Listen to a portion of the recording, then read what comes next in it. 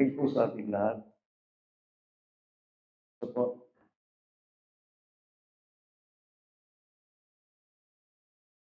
Let's pray po. Pinupuri ka po namin, Panginoon, dahil sila naman pribileyo para sa amin. Kami ay makarinig na kita. Salamat po sa oras na ito sa inyong pag-iingat. Dahil sa inyo, nakarating kami. Bawat isa sa amin. Sa iyo po namin inaasa ang pangangaral na ito. Kailangan siyang makapagbubukas. Ano mang katotohanan na inianda mo sa amin. Sa mga aming isip. At aming masalo ang inyong salita. Hindi ka lang naman nakita rin. Sa kuyat, ito ang nais mo sa amin, Panginoon. Makilala ka namin ng mas malalim pa. Iyong pag-ibig, iyong pagliligtas. Dawad sa mga po sa lugar na ito. Maraming pong salamat, Panginoon. Sa pangalan ni Jesus. Amen.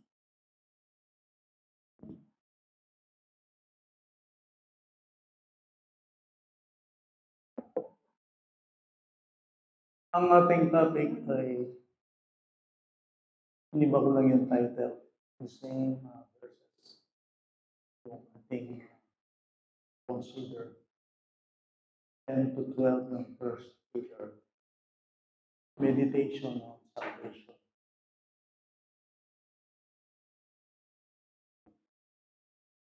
Yes. The same contemplation on salvation. Ang ibig po sabihin ng contemplation ay pagsusuri, pagbubulay, pagsisiyasat. Tignan siya ng malalim.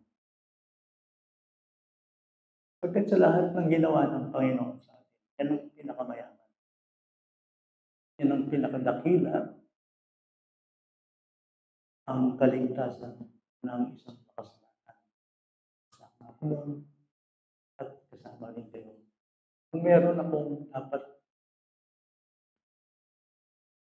na pwede ko siguro maintindihan sa buhay. Gano'n dakila itong pagliligtas na ito. So, yan ang ibig sabihin ng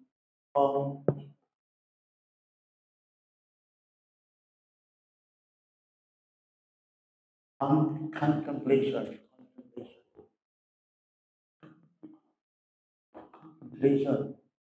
on salvation.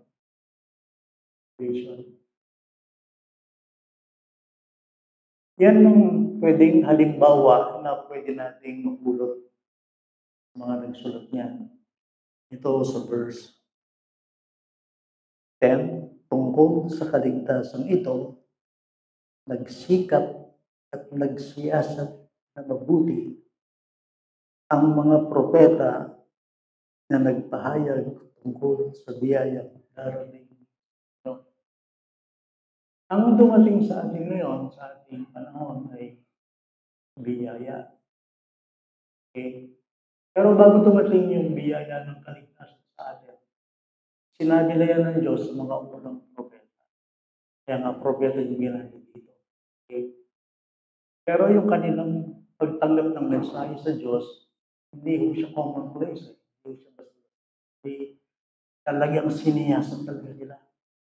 Sinipat, nagsikap talagang tignan mabuti ang kaligtasan ito. I believe, ang kaligtasan ito, noon pa yan, before Christ pa yan. Kaya nakita niyo sa Bible, si Christ, pati yung kanyang virgin birth, hula yan. Di ba sa Isaiah chapter 9 verse 7? Ang isang birhen ay magbubuntis. Yung mga anak, tatawagin siyang Emmanuel.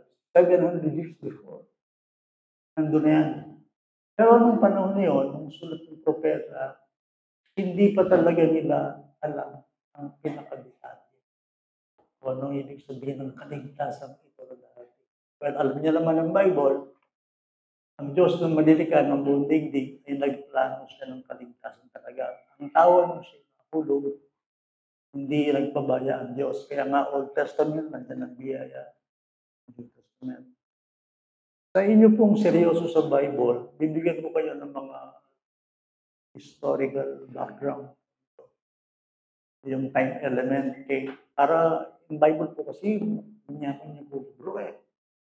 Sagana po siya at talagang nakita ninyo na ang Bible ay talagang salita ng langit, salita ng Diyos. Ang Bible, meron siyang 4 na pangkat, 4 na kwento para maintindihan natin. First, the creation. May sasabihin kaya ito. So, pag-aral mo yung Bible, pakinggan natin yung ang sangnilikha. Ang pangalawa, yung the fall.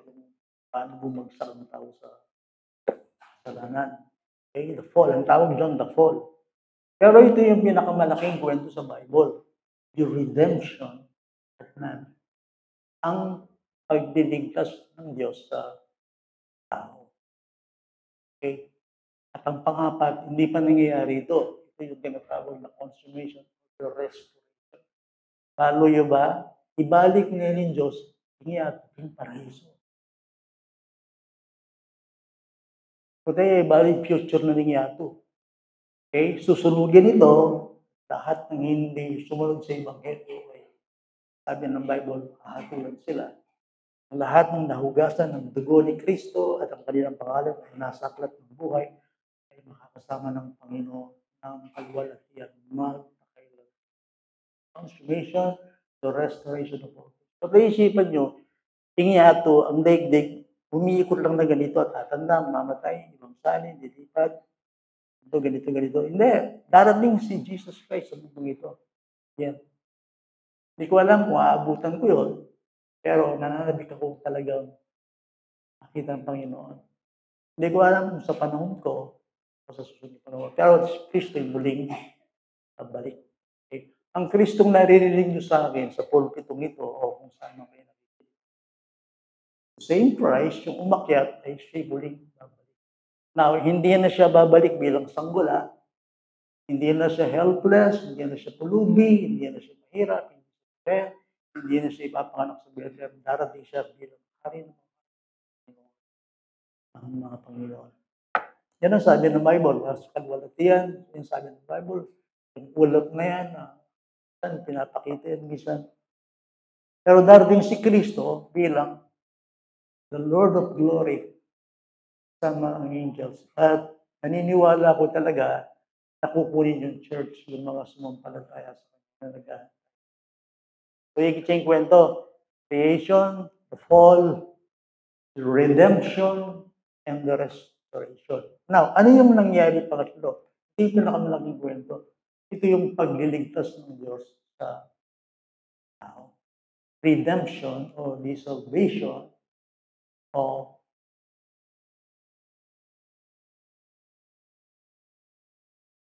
man. Kaya nga, ang Bible, pag dinigyan mo ito ng pamagat sa isang kwento, iisa ang ibig sabihin ng Bible. Sin. Salvation from sin. Salvation from sin. Yung Bible ko, yung Bible yo, kung diyan niya yung buod, fin o buod, kaligtasan sa kasalanan. Now, ang kaligtasan ito ay nasa isip na ng Diyos noong pa from eternity past.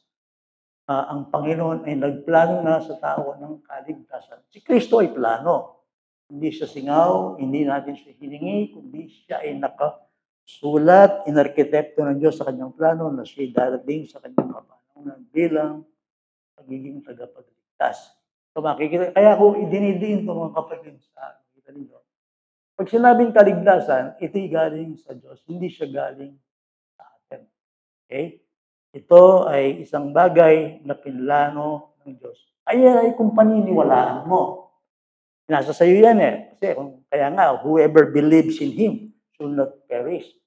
Ang sino mang sa kanya'y sumampalataya, kasi hindi lahat ay mananampalataya, ay hindi mapahamak, hindi magkaroon ng buhay na walang hanggan. Walang ipinapagawa sa iyo ang Diyos muna, kundi ang paniwalaan mo ang okay? Yung Bible, nakautusan direct na gawin mo yun. Yan dito yung Bible. Yung Bible ang tingin manwala ka pa. Pagkatapos mong maniwala sa ginawa ng Diyos, doon ka gagawa sa kanyang ginawa. Kasi kapag ginawa mo ang isang bagay na diretso na hindi mo alam kung ano ginawa ng Diyos, sabihan ko kayo, adwa kang banbong bukuna. Kaya kung ano, ang Christian totoo, magkalwat kayo. Bakwal rin. Karabata. Hindi mo matitiis. Why? Kasi nga, labanan yan eh. Pero ang Panginoon ang siyang nagligtas sa atin. Tulungan tayo. But He who began a good work in us will carry it into completion of ang sarap ng bagay ay maligtas. I was once lost, sabi nga ng awitin. So, idinidinig ko sa inyo, ang kaligtasan ito ay may contemplation. Yung nagbubulay. Sabi nga rito, tungkol sa kaligtasan ito na nagsikap at nagsiyasat na mabuti. Note that. Na mabuti ang mga propeta. Nano kayang palagay yung buri na sabihin ng propeta? Alam ng propeta ngayon, alam propeta ngayon. Alam propeta ngayon, yan ang stand ko. Ewan ko sa inyo kung baka meron kayong ibang paniniwala. Ang modern church, walang propeta ngayon. Tapos ngayon. Ano ibig sabihin ng prophet? Ang propeta ay ang mga taong nakatanggap ng mensaheng galing sa Diyos at uban at layunin ng Diyos. Kaya nilang sabihin ang mga mangyayari future events, prophet. Now, bakit wala ng propeta ngayon? Kapatid ko, yan yung Bible. Ngayon, nung ating kahindan naman, manulaya, ano kaya mangyari, propeta. Pero in Bible, yan hindi. Kaya natutuloy tayo, kita mo, na napapahiya ngayon yung mga bulang propeta. Kita nyo, nasa dataw. Sinasabi niya, siya yung Kristo. Kasi, luntungan yan eh, hanggang makasalikot at bawin. Luntungan yan. Ano mang sabihin mo, ikaw ay propeta, ganito ba? Lilitaw at lilitaw yan. Kita, lilitaw ngayon, nakita natin. Mas napatunayan ngayon, yung isang lalaki nagsasalita, false prophet siya. Kasi nga, yung nangyayari. Kasi nga, sa panahon natin ngayon, hindi kailangan ng propeta in Bible, kompleto. O nang gawin ko kayong Bible? Ang gawin ko kayong Bible is, isa lang, believe and obey. Believe and obey. Ngayon, tandaan nyo, ang Bible was written for only kayo mo believers. Kasi siya kayo sabihan ko, yung Bible ay misulat kay Yato. Yeah. Yung Bible, misulat siya kareng sampalataya. Kaya nga makita nyo, pagdating ng Acts, may Romans. Pagdating ng Romans, may Corinthians, may 2 Corinthians, may Galatians, may Ephesians. Lahat yan, instruction. Puro, anong gagawin ng church? Anong mensahe sa mundo? Ang mensahe sa mundo ito lang. Repent and believe the gospel. At kapag ikaw ay isang naging mananampalataya, dahil ang aklat dito yung magiging para sa iyo. Hindi, kaya may ako magtaka. O kaya babasa na yung akong pamilya, Kristiyan. Anong babasa na yung Kristiyan? Dahil mamasa kanini, supposed to be, yung mga tao tinanggap ng Panginoon at hinilig. Bakit ko babasahin ito? Ang dami kong gagawin. Hindi na naintindihan yun. Kaya magtaka kayo, pag pumasa ng Bible, yan ang mga Kristiyano. It cannot be. Impossible. Why? Iba yung pagkain niya. Ano gagawin natin? Doon natin idadalangin sila. Dati-dati, ang Bible, ginagamit ko ito. College pa ako noon, hindi pa ako Christian. Ito talaga, binabasa ko ito pag gusto ko matulog. Pero yung pagkain, yung para matutuwan ko, maliwanagan ako. Hindi ganun. Kasi nga, sa akin ay boring yung yung Bible. Gano'n ako dati. Noong ang Espiritu ng Panginoon hindi pa gumagalaw. Pero nung makilala ko ang Panginoon, ang Bible na ito, hindi ko maintindihan na parang sumpa sa akin ay naging pagkain.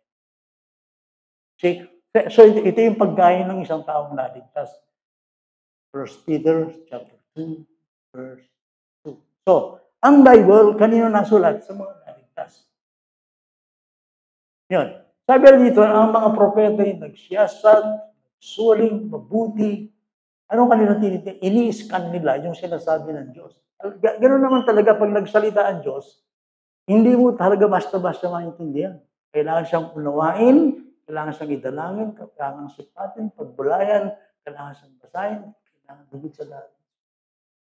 Pag nagsasalita ang Diyos, may lalim talaga yan. Kailangan ko ba itong maintindihan? Kailangan ko ba itong unawain? Yes. Kita mo, kaya kapag nakikinig ka ng salita ng Diyos, nakaupo ka dyan, please lang, huwag ka rubong magmadali. Huwag kang antukin, huwag kang magmamatigas, kundi pakinggan mo mabuti, unawain mo kung ano sabi ng Panginoon para lumaya. For the first time in yung buhay, mababago ka. Bakit? Kasi nga, ang salita ng Diyos, YouTube yan. Ordinaryong aklat. Yan ay inuupuan, inuunawa, at talagang pinakikinggan kung anong ibig sabihin. Kaya nga, di ba, Bible magsalita ay ang may pandinig ay makinig. Matthew chapter 13. Now, bakit ka makikinig ng ganito? Mabuti at busy ka. You know why?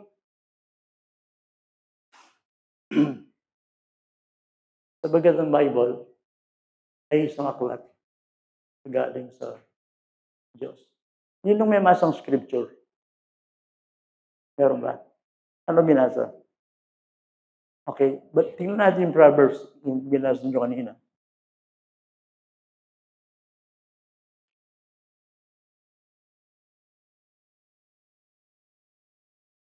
Kung ano nung may masa, pero lawin yung principle na yung Bible. Okay. Tandaan nyo, mga kapatid, aking sinasabi sa inyo, kung gusto nyo i-bless ng Panginoon, huwag kayong magmamadali. Inuulit ko, ang Diyos ay nagbi-bless. Pero kung gusto nyo i-bless kayo ng Panginoon, pamalaguanan. Huwag kayong magmamadali. Okay? Ano yan ang Bible, ang nagmamadaling tao at mamintisan yung daan ay isang namang. Bakit sinabi ito? Tingnan nyo ang principle ng Bible, chapter 2 ng Proverbs. Ang gandimbala ng karunungan. Anak ko, kung ang mga salita ko ay iyong tatanggapin. At ang mga utos ko sa iyo, iyong pagyayamanin. Look that. Pagyayamanin. Okay? Ikiling mo sa karunungan ang iyong pandinig at sa pangunawa ang puso mo'y ihiling. Wow. Hallelujah. Okay?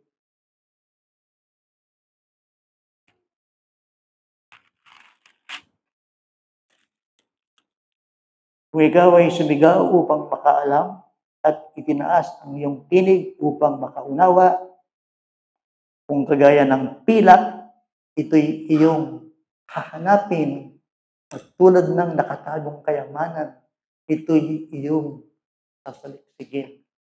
Okay? Siyempre, yung kayamanan, hindi mo naman taming-taming akit kay babo na ng dalan Ang kayamanan, hinahanap talaga yan.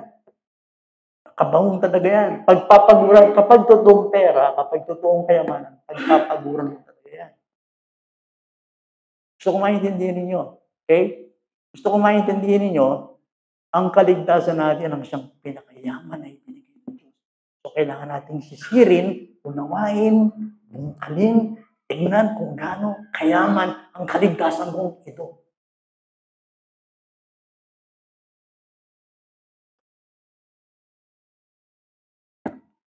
Pag tinignan nyo ang inyong kaligtasan, commonplace. Okay? Yung sabihin ng commonplace, ordinarya. Okay. Hindi nyo malalasan, hindi nyo makikita ang ganda ng pagliligtas ng Diyos.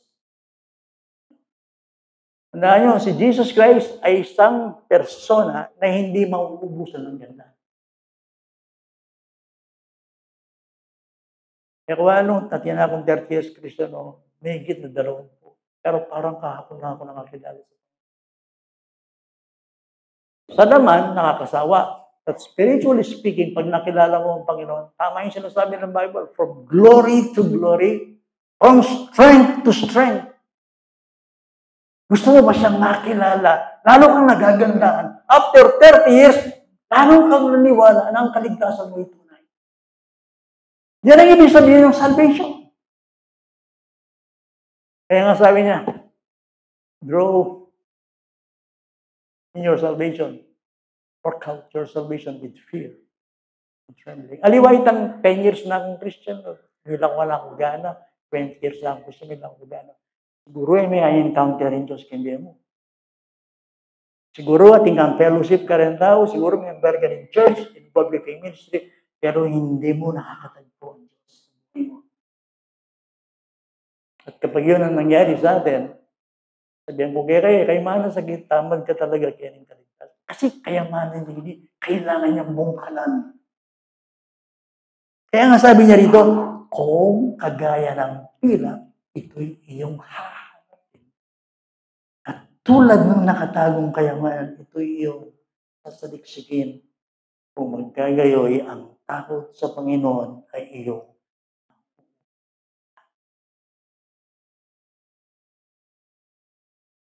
Yung reward ng Ginoo, bayo na ibe, kailangan pipagalan mo totoo ito, mga kapatid, ay pagkamalan. Salvation is free. Why that? Ang kaligtasan natin ay libre, but it is not cheap. Ibig sabihin nun, hindi tayo naligtas sa ating ginagawa, pero para ma-explore mo, makita mo ang kagandahan ng kaligtasan. Kaya yung gayawan rin yung propeta. Ining kaligtasan, sinasabi nila sa atin, nagsikap sila at sinuring mabuti ang biyayang darating sa atin. In a way, sabihin nga tabatang kayo, mas matinding privilege tamo kaysa kareno.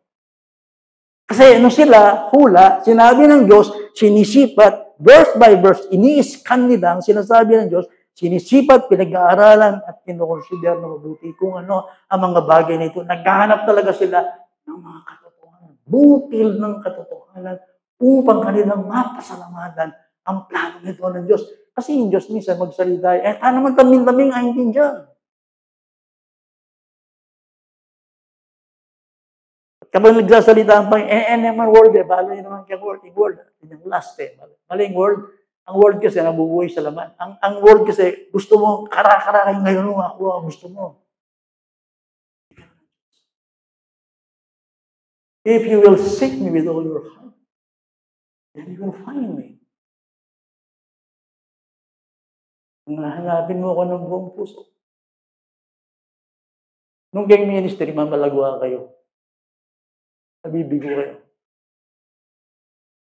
Kahit sa buhay ninyong paglago, in growth kapatid ko, ang murabukan mo. Kailan ka mo ng Kristiyan, brother? 20 years. Okay. Malusog ka ba o payat? Spiritual. Nangyayon kita yung Kristiyan, 50 years na, alayang power, alayang spiritual power. Atin yung church, atin yung membership, atin yung fellowship, alayang power kang Diyos. Pwede ba yun? Yes. Ba't sinasabi ito? Kasi yung kailangan ng power.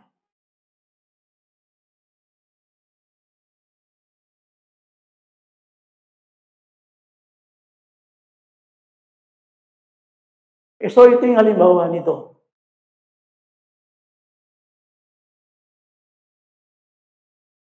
Alam niyo ba yung mga miners? Yung nag-aanap ng ginto, naghuhukay ng ginto. Alam mo yun, di ba? Yung mga anxious miners. Ito naghahanap ng ginto. May dalang piko yan, di ba? Dalang mga panghukay. Okay. Tapos bibiyakin yung bato. Sa YouTube nandiyan yan. Minsan napapanood ko Dami nila. Mamumundok sila. At meron silang detector, pag medyo naiisip nila, ay may ginto rito. Ginto ito geng ginto talagang dayang tumulong kaya mo panginayangan kayamanan yun Hindi ba? Kasi naniniwala ako, ang mga bagay na mamahal, hindi basta-basta makukuha. Mababa. Naalala ko yung sinasabi ng matatanda pag sila nagpapakain ng kanilang mga anak. Kalokohan mo. Daya at pawa, simpuhan ng kukim, nanyangamangan kayo.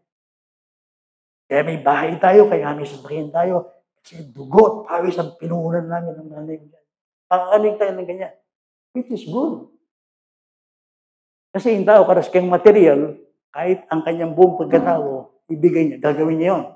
Pero pagdating sa spiritual, wala siyang paniniwala dyan. Dating impyerno Pulutan na kay impyerno, kay impyerno. Gusto mo yung kaharianan ng Diyos. Yang inuna mo kay impyerno. Lahat ng tao ay nagko-concentrate sa kanilang buhay, nanong kanang ko, namalang ko, naning bukas ko, naning biya ko. Lahat sila doon nagko-concentrate. Pero si Jesus Christ, ni-reverse yun. Ano yun? Huwag kayong, ano sabi doon? Do not worry about your pero matindi mo. Sabihan ng Jesus Christ kaya, ka mababalisa nung nanong kanan mo. Jesus Christ yan. Di ba nakakatiso John? Sasabihin mo, tao lang ako. Sabi ng Panginoon, huwag kang mabalisa kung ano kakainin mo, kung ano ikabubuhay mo. In fact, napaka-radical niya. Do not worry about your life. Matindi ta. Isipan mo, tao kami, imisip ko. Inisip tungkol kay Kung talagang medyo siraulo ka, sabihin mo, siraulo yata si Jesus. Nandito ako sa mundo, nagtao ako, kumakain ako, sasabihin niya sa akin, huwag kong isipin ng word. Yan ang sinabi niya, do not worry about your life. Sabi niya, don't. Kasi in tao, yung kaya dominating concentration kayo, VIP dinig. Nasabihanin tao ka na ako, kailangan sabihanin tao ka na ako, mamangan ko, tingko ba kanya. Hanggang sabihanin tao, basta ako, okay. Kanya ko, Christ, no, do that. Ang sabi ni Christ, concentrate mo yung kaharianan. Kaya tayo buriyan.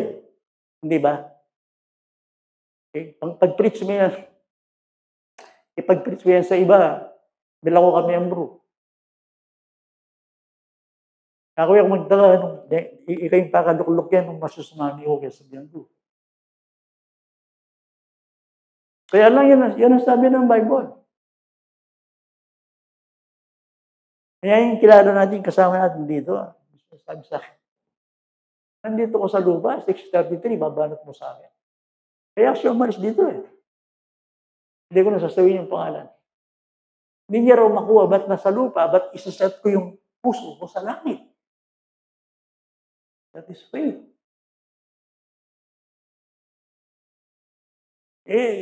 Yan ang ibig sabihin ng faith. We live and we walk by faith. Pero ano sabi ng Panginoon? Seek my kingdom first and all these things. Totoo naman yung Diyos, nakapag-brand, ang palain na ka, istong, inuna mo, kendi mo, nung lini yung Diyos. Why? I-creator, ang yun nakang-i-bless ng Ginoo. Di ba? Yes.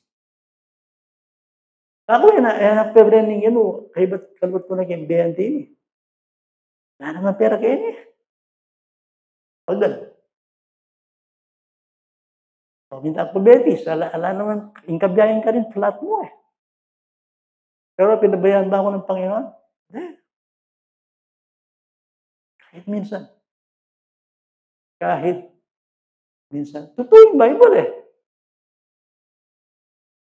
Na ang Panginoon ay hindi kanya talagang pababayaan kapag talagang inuna mo ang kanyang kaya. Hindi siya nagsusugal ka, hindi siya ginagawa.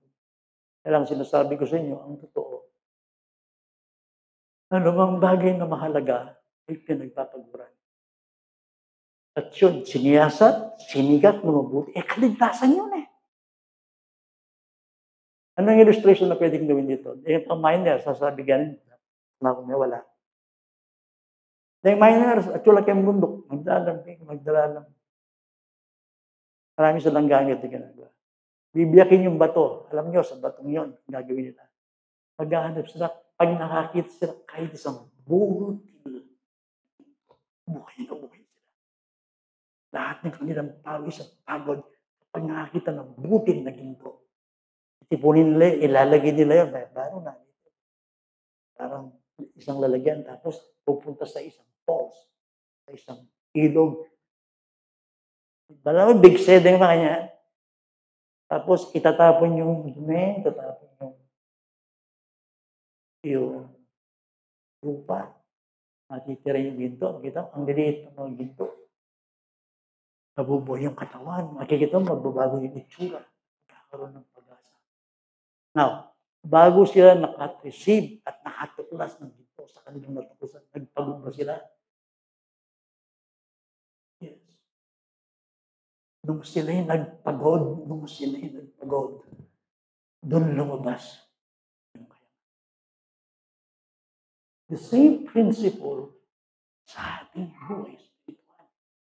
Kaya nga, pinagmagatan mo yan, contemplation ng salvation. Now, isang principle na sasabihin ko sa inyo. Hindi nyo makakatagpo ang Diyos kapag hindi nyo siya hinahanap ng buong puso. Tapos sinasabi ko lang sa inyo, mamaya siguro magtatapos ako. Tapos sabihin ko, makanano. Maning gawang ko.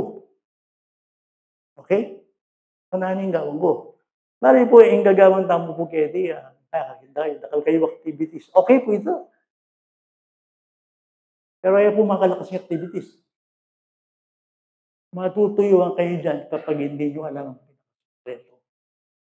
Iglesia. Ang sikreto sa church, tandaan nyo.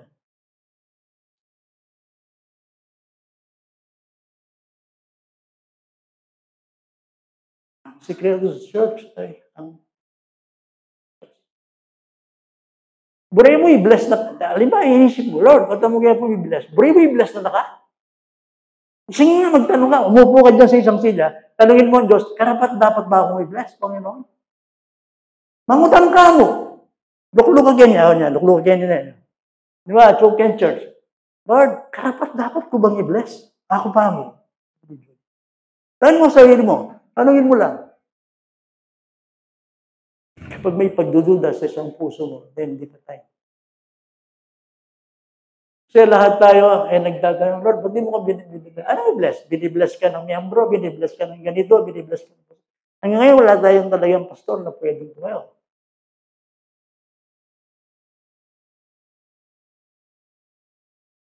Nandito tayong lahat sa biyaya ng Panginoon. Pero siyempre, bago ko yung isipan niya.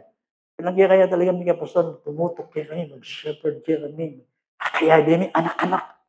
Yan ay buring mo to.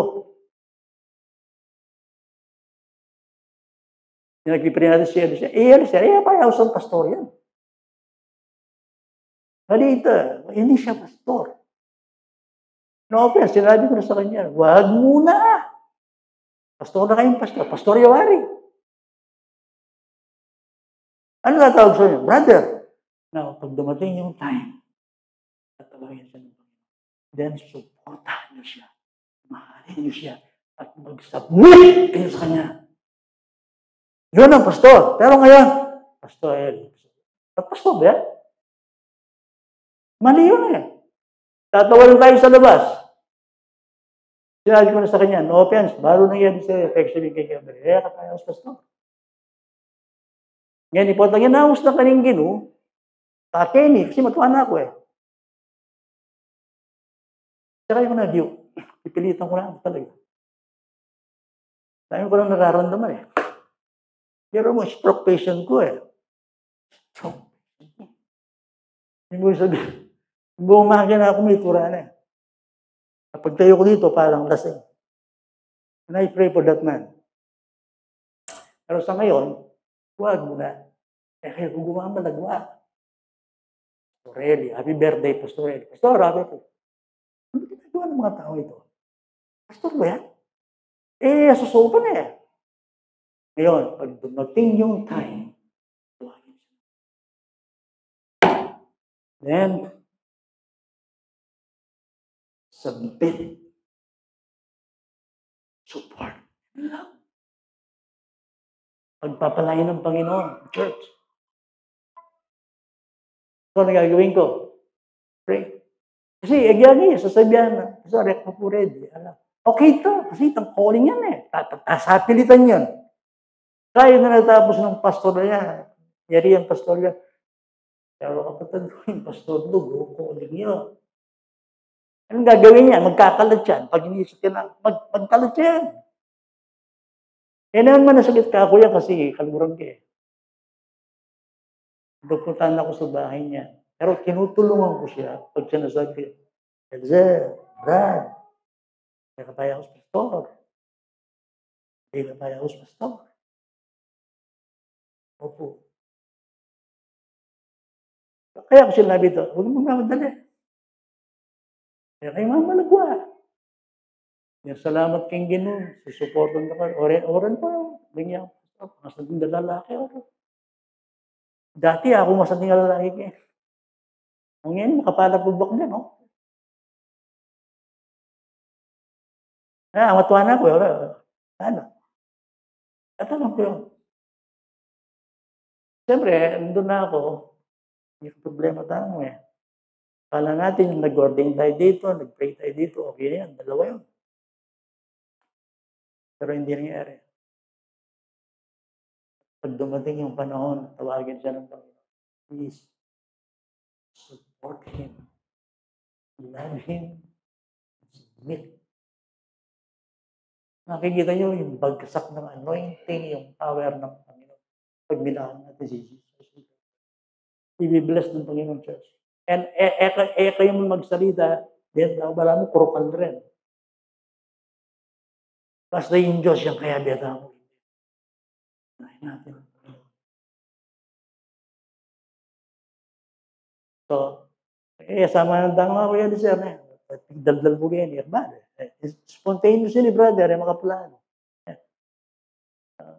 Nag-usap na tayo. Saan bang pastor? Ngayon, nung mag-prophesy kayo, sige, ikaw na. Hindi, mag-prophesy na kayo. Sige, baka yan. Go ahead. Kasi meron akong kilala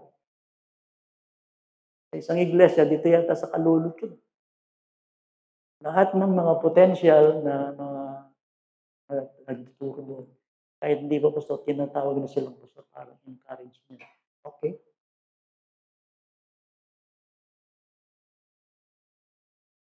Who knows? Okay? Saan yung first lady mo? Si Super Candy. Okay. Kaya nang tinawag na super yan, ang bilis eh. Kausap mo dito, nandun eh. Kikinig yun, nagluluto doon. Para super eh. Kaya ako nasasabi yan, mahal ko rin yan, nagpupunta sa bahay. Hindi ko naman basta-basta sinasabi yan ng ganito lang. At anong nila yun? Ano si Candy? Ano si Candy? Super ho yan.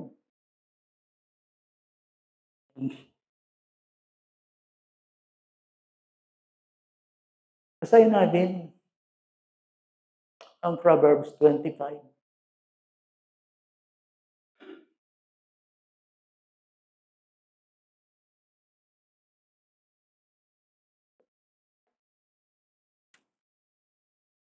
Dito muna tayo, principle.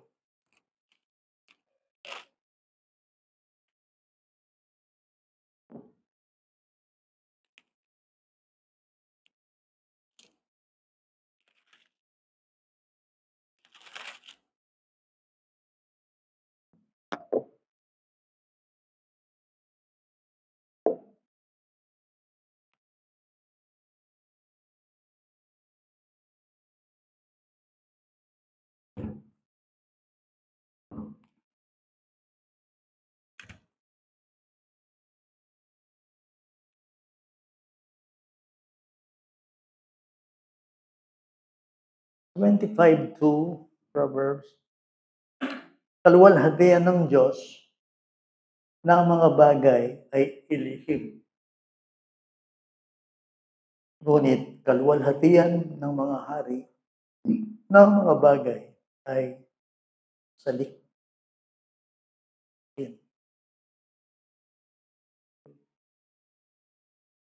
Ang Diyos ay itinatago niya talaga minsan yung mga bagay na mayaman, even blessings.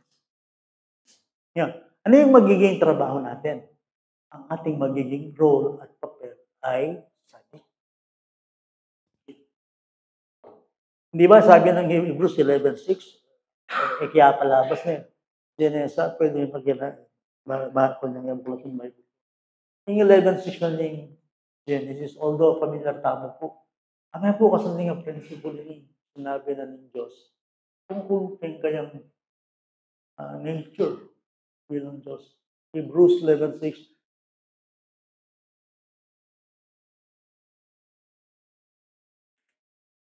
Sa Hebrews 6,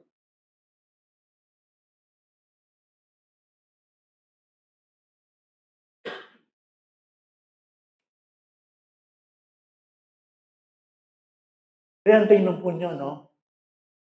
At kung walang pananampalataya, ay hindi maaaring kalagdan ng Diyos.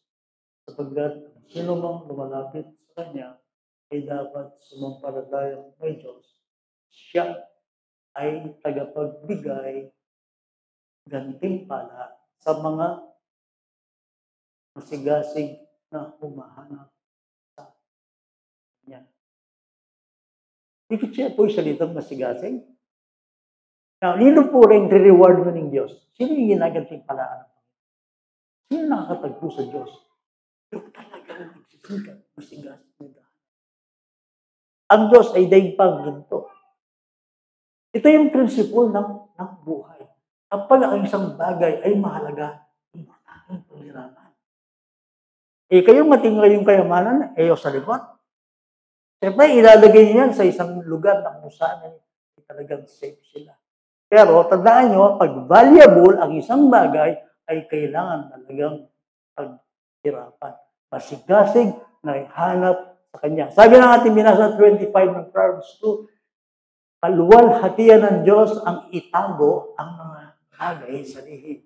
Subalit kaluwalhatian ng hari ang saliksikin. Ito. Itong halimbawa, dang pebbles, akit mo rin bato-bato, simple, makakalat laki ang dalon. Pero pag ang pinag-uusapan natin ay diamante, mamahaling diamond, sinisisi dyan sa dagat. Bakit? Sapagkat valuable. Ganyan din ang ating kaligtasan na sinasabi ko sa inyo. Meron akong isang natutuhan, isang kilala ko. Sabi ko, hindi siya kagwapuan, pero ang taas ng kanyang pangarap Ang ganda ng kanyang nililigawan. At ito yung kanyang sinabi. Ayaw niya na kapag niligawan niya ang babae, agad-agad sasagutin siya. Gusto niya sa kanyang nililigawan ay paghihirapan siya. Mahirapan siya. Kasi sabi niya, pag niligawan ko ang isang babae, bigla na akong sagutan agad, alala akong gano'n. Ikikit siya po yung principle. Ikikit yung principle. Yung burino, doon sa kanyang minamahal, iniisip, sinisip ng babae, kahit gano'n, gusto niya talagang pahirapan siya. At minsan, yung pinapahirapan, higit na nakaka-explore at nakaka-pass. Hindi kayo.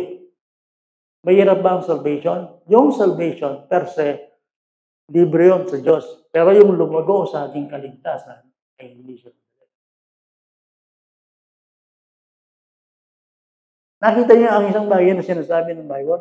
Ang Diyos, itinatago niya ang isang bagay. Ngayon, ang gagawin natin ngayon ay sasaliksikin, hahanapin natin ang isang bagay na yun.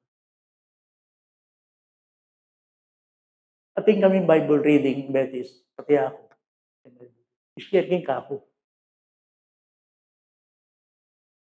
Yung Psalm 119, kabisado ko na yan. Pero minsan, binasa ko yan, chapter 1 ng Psalm 119.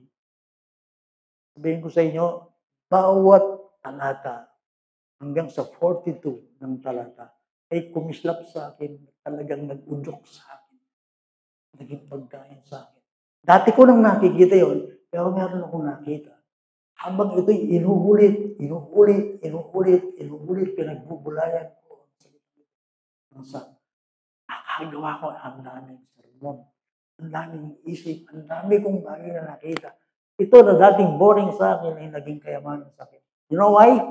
Kasi talagang pinagbulay-bulayan ko, sinikap ko, siniyasat ko, inunawa ko, pinag-pray ko sa Panginoon. Ano ba ang ibig sabihin nito? Ang aking pagbasa hindi cursory, ang aking pagbasa hindi superficial. Hindi, ang pagbabasa ng Bible hindi mo lang binasa. May mga pagkakataon ng Bible sa with meditation, ponder. Basahin mo siya, sinesearch mo siya, inuunawa mo siya, hanggang sa ang Bible ay talagang mo. Meron nag-testify kanina sa Betis. Hindi ko alam yung detalye na kanyang sinabi. Dati po, in cross, tumikit kay alayamang kwento na ako. Magsalita lang po tungkol ngayong kaligtasan. Ganun lang po. Sanay na kaligtasan, yung cross, yung chapel, yung church. Pero sabi niya, nung nakababad ako sa salita ng Panginoon, nagkaroon ng meaning. Sumariwa sa akin. At ang mga bagay ng Diyos, nakita ko yung mga bagay na totoo. Pero ganun talaga, kapag sinasaliksik mo, sinusuri mo, binabasa mo, yung isa salita ng pagkain siya. Ikit siya yung punto ko. Pag binasa mo ang Bible, pag naging pagkain siya sa'yo, nakita ko ang kagandahan ng Messiah. Nakita ko ang Panginoon sa Kristo. That's why Paul, mahigit na 30 taon nang naglilingkod sa Panginoon. Ang dami kanyang dinanas. Pero dahil sa kanyang enkwentro at sigasig tungkol sa Diyos, anong sigaw ng kanyang puso? I want to know Him more. Lalong magiging maganda kay Kristo. After 50 years, akit may Kristo, Messiah na hindi karapat-dapat siya. Makikita mo kanyang glory, makikita mo lang yung kaligtas. Totoo yan pala yung gospel, totoo yan pala yung Bible, totoo yan pala yung salvation mo, totoo pala ang heaven. Lalo mong matutuklasan ang mga kayamanan kasi sumisisid ka. Ayaw ka kitanda ka na Kristyano, pahulong na. After 20 years, sawan na lang. Hindi yata totoo si Kristo yata magbalik yata totoo lalo na. Ano nangyayari yun? Kaya sinisid din. Kaya sinisid talaga kaya salita ng Diyos. Sabi, ang salita kasi ng Diyos ay talagang ilalabas niya yung kanyang ramya. Kaya nga sabi niya, kung hahanapin mo katulad ng pilak, sabi niya, yan gaganting palangka at naiintindihan mo ang takot sa Panginoon. Ang mga totoong kayamanan ay sinisisid talaga yan. At yan ang nangyayari sa mga alagad. Kaya tapos ako dito. Sa John chapter 7, verse 17. Ini po, nung pagkaya po yung reseta ngayon, naunawan niyo ang aking sinasabi. 7:17. Nandyan. Mayaman po yan. Mayaman yan. Okay. Ito yung sasabihin ko sa inyo. Gusto nyo ma-explore, gusto nyo makita, gusto nyo malasaan kung ano yung sabihin, sinasabi ng Panginoon. Kung ang sino man ay nagnanais gumawa ng kalooban, ay makikilala niya kung ang turo ay mula sa Diyos o kung ako'y nagsasalita mula sa akin. Let me explain. Let me exhort.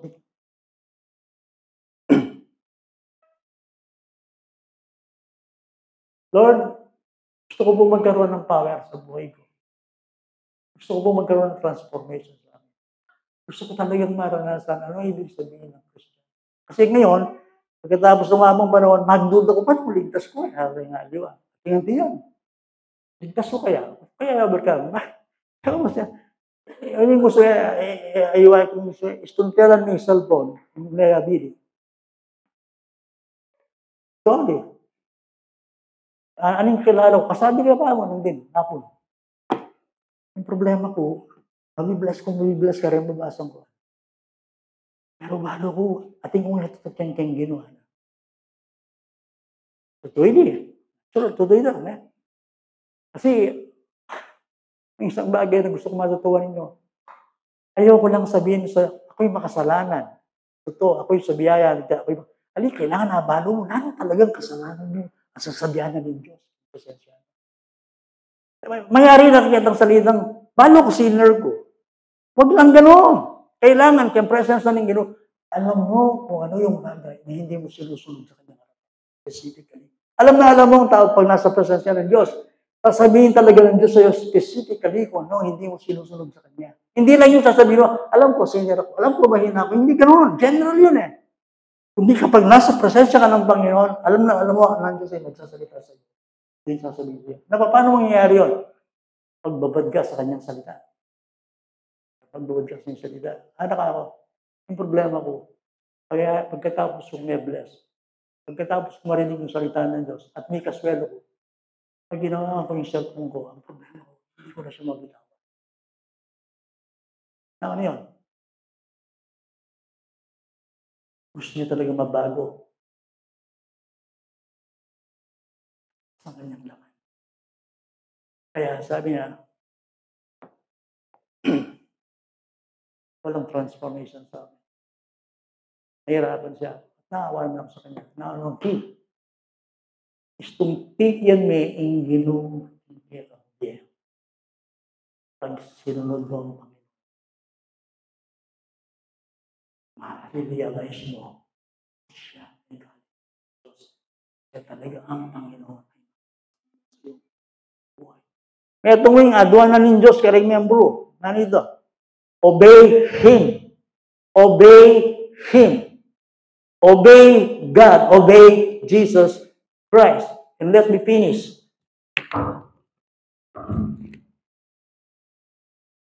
Tukyan may Ginoo, Lunes, Martes. Paano kung gawan yan? O yan, kailangan tukyan. Ay, Ginoo, kinatamang hindi. At dito ako magtatapos.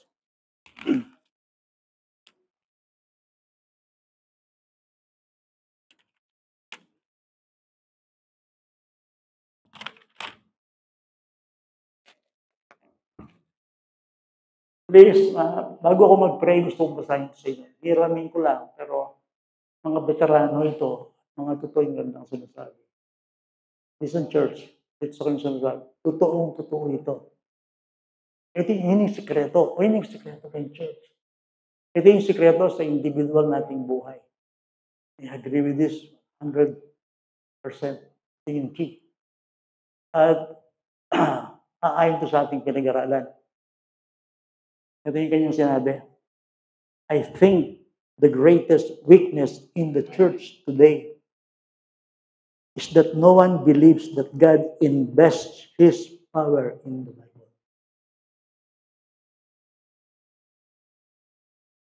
Isipan doa na kahinaan na ng English yung ganyan panunay theory. Eno man wala ring naman na ng English yun na yung power at yung Bible. Minsan ganun. Ere pagbulayan, ere babasan. Okay? So yun everyone is looking for power in a program. Kita mo, masuntingin program. They are saying mag-pray. They are saying mag-scripture reading. They are saying mag-preach. Nothing bad. Good. Tinitignan natin, maganda ba ang church? Maganda ba ang program? Maganda ba ang takbo? Maganda ba ang galing ng mga magsalita? Well, sinabi niya ganyan everyone is looking for in a program in church activities. So yan, yung talagang busy. Talagang dining, makamiyembro lang. Betis pa kaya, ating youth, ating children, ating women, ating mats, ating meeting, ating elders. This is good. Okay. Hindi lang yan, hindi church activities. In a technique, dimisip tamang technique. Nakalang mag-grow. Diba tayo yan in anything and everything except where God has placed it is in His Word. No ka rin kaya namin ginuing program, power, and church. Word! Word! Ano nga rin, burid activities, kaya ito bisa mag-aaral. Mangalagwa ko kanito. Metis, bolita tingnas at inchildas. Pero yung investment, yung word. Yung word. Salita nga ng Ginoo. Yung salita nga yung word. God. Ayan ang sinasabi dito. Kung sino man gustong sumunod sa akin, makikilala niya ako. Check and daya, Sister Nerissa na aday. Check and daya. Kaya nagpa-check siya ng dugo. Samahan yung pakiramdam niya. Pag ang matsura nakapakiramdam, kanina nakapama itong doktor. Pag nakalakang pakiramdam, nasa ng doktor. Pero pag yung pakiramdam mo, iba na, talagang tatakbo ka sa doktor. Diba? Kaya naniniwala ka sa doktor, kaya hindi. Pag may sakit ka, talaga doktor ang pumunta kayo, bago ka pumunta sa doktor.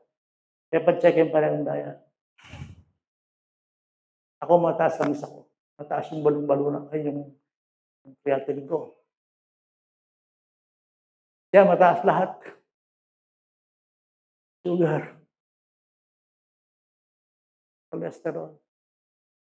Triglyceride.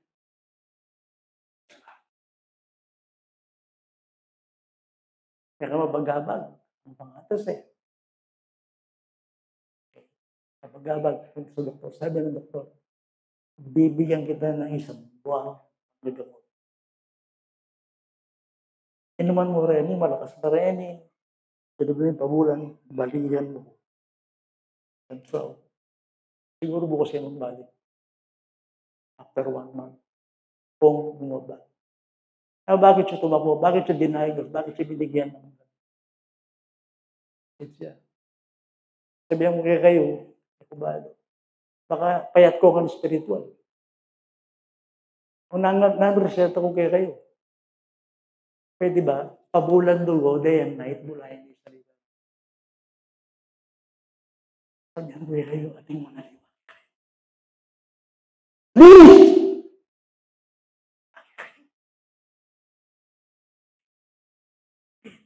Obey. Skin, mabuti. Ang sabi ng Bible, gagantin pa lang kita. Maunawaan mo. Para kung galang na rin mga tuyang iglesia na aliwa yung Bible, yung kareno naman. Para kung galang na rin, buri ko gusto ipagkwento kami, magkwento kami. Ano nga intindihan mo kayong Bible? Ano nga intindihan mo? Patangkayagat mo kayong demo. Makikita mo yun sa buhay mo. Hindi lang magaling ka sa doctrine. Hindi yung application, yung papasok dito. Yan ang ibig sabihin ng difficult. Ganyan kahirap ang buhay Kristiyano. And yet, kahit mahirap, sapat ang biyaya ng Panginoon. Upang tulungan tayong transform, lumugo, ating buhay, pananampalataya. Di ba, biyasa namin yun? Isang buwang reseta ng salita ng Diyos ay tutukan na. Sabi ng Panginoon. Let's pray. Maraming pong salamat sa inyo, Panginoon. Dahil ko po, hindi lang ito entertainment. Hindi lang ito napakinggan namin. Bigyan mo kami ng power, ng kakayanan. Gawin namin ang iyong layunin. Itinuro mo sa amin sa umagang ito na ang mga bagay na valuable, mahalaga ay itinatago mo. Subalit, Panginoon, ibinibigay mo sa isang taong sinasaliksik. Hindi ba ang batas sa buhay ay sinabi ng Matthew 7:7? Ask, seek, and knock. Sino mang humihingi ay binibigyan. Sino mang naghahanap ay nakakasumpong. Sino mang kumakapong ay pinagbubuksan. Please, Lord, tulungan mo po kami, Panginoon, ma-realize na ang mga bagay na inihanda mo ay kailangan po namin itong pagpaguran dahil dito mo kami tinawag. Tinawag mo kami upang magtrabaho. Tinawag mo kami upang mag-is. Tinawag mo kami upang magdisiplina. Maging banal sa kasalukuyang panahon. Hindi po namin ito magagawa kahit anong sinabi namin. Subalit, hinihingi po namin ang iyong awa. Gusto namin mabagong patuloy at gusto namin lalo pang ma-explore, matuklasan ang lalim at ang rangya, ang ganda ng ating karanasan. Tulungan mo kami, Panginoon, na hindi ito maging commonplace, kundi ito maging kayamanan para sa aming lahat, sapagkat ikaw ang unang nagtiis, ikaw ang unang nagdusa para kami maligtas. Ngayon namin nare-realize sa bawat sandali ng buhay namin ay kailangan ka. Kailangan namin ng power, kailangan namin ng iyong lakas. Upang sa daigdig na ito ay tatawag kaming mga anak ng Diyos papunta sa kagwalaan. Maraming pong salamat sa inyo, Panginoon. Sa pangalan ni Jesus. Amen.